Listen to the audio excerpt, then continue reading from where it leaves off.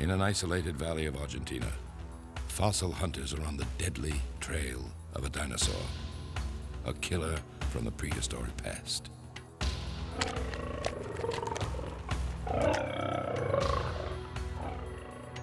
Dinosaurs didn't invent killing, they perfected it.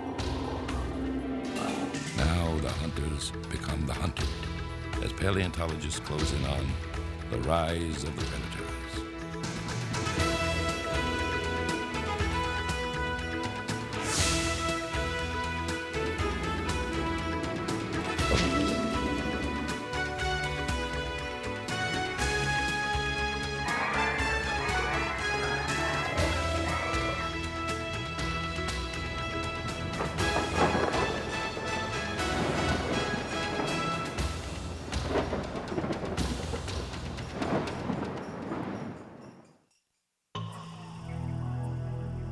A Cretaceous night, 125 million years ago. A new terror lurks in the primeval forest.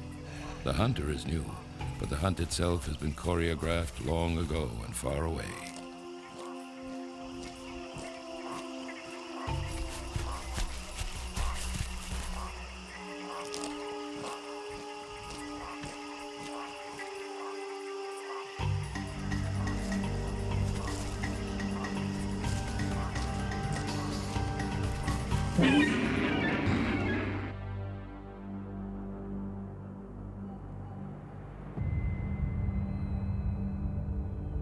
A jagged stretch of sun-baked desert in west central Argentina is aptly named Valley of the Moon, in the native tongue Ishigualasto.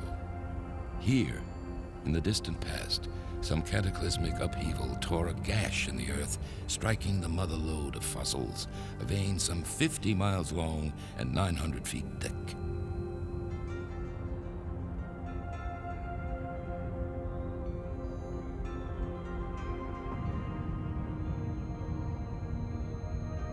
Scattered everywhere here are bones for the taking. For paleontologists, you usually spend days and sometimes weeks carefully scrutinizing the ground, walking always in the heat and always in the desert, trying to find fossils. And then when you do find one fossil or two or three, it's a great discovery. And here in Ishigualasto, the minute you enter the valley, you start seeing fossils. And your problem is not discovering them, but trying to decide which ones you want to keep. William Sill has come here in search of the holy grail of paleontology, the first predatory dinosaur. 230 million years ago, the Valley of the Moon was a very different place, a lush forest full of strange creatures. Lumbering through the undergrowth was a harmless little reptile the size of a pig who grazed on plants. It was a rhynchosaur, slow-moving and dim-witted, and a long-time inhabitant of the Triassic jungle. The rhynchosaur probably never noticed the newcomer to forest until it was too late. The predator would one day be called Eoraptor, the dawn thief. That was the meat-eating, the rapacious kind that leaped out of the dawn, attacked those poor little rhynchosaurs in their nests, tearing them apart, just loving every minute of it. Huge claws on his fingers, vicious attitude, sharp teeth. Oh, he had a great time. The newcomer with a vicious attitude and with teeth and claws to match was the most primitive dinosaur ever found. Here's the site where Eoraptor was found, one of the most remarkable discoveries that have been made in Ishigualasto, and gives us our insight into this predators of remarkable nature and what they became afterwards. Eoraptor was found by a young paleontologist by the name of Paul Sereno's expedition, but actually it was Ricardo Martinez that found it after a month and a half of searching and not finding anything. And then one day he decided to get down on his hands and knees and look over this spot at every single rock, and that's how we found it. Smaller than a human hand, the skull of the Eoraptor hardly seems worth the fanfare. But for University of Chicago paleontologist Paul Sereno, this tiny predator marks the beginning of momentous things.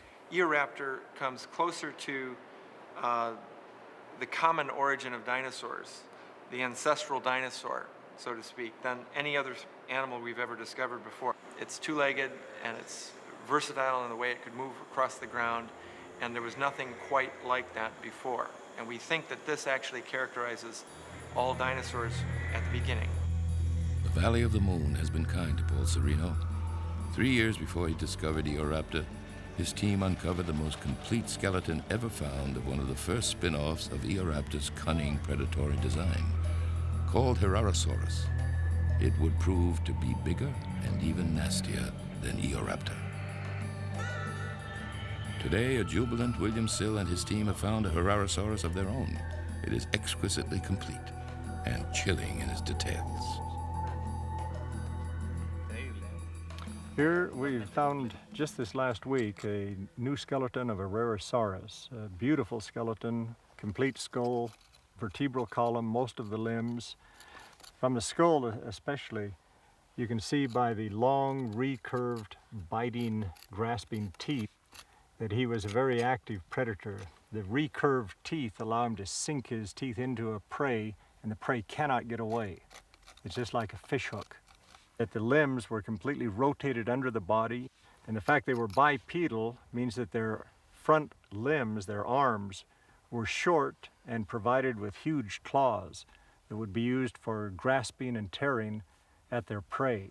I see them as kind of a two-legged tiger with huge claws on his front limbs, dashing in and ripping and tearing and then leaping back.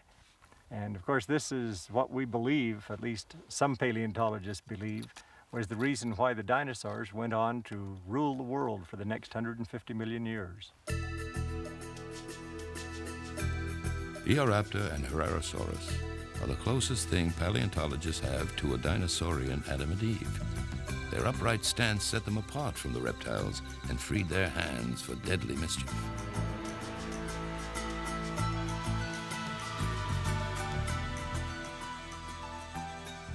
What we're seeing in these early dinosaur predators is the evolution of a grasping forearm, a forearm that is no longer specialized for locomotion, but rather the animal's balancing on its hind limbs, and clearly it's got a semi-opposable thumb and a very prominent hand and hand claws to go about grabbing something while on the run.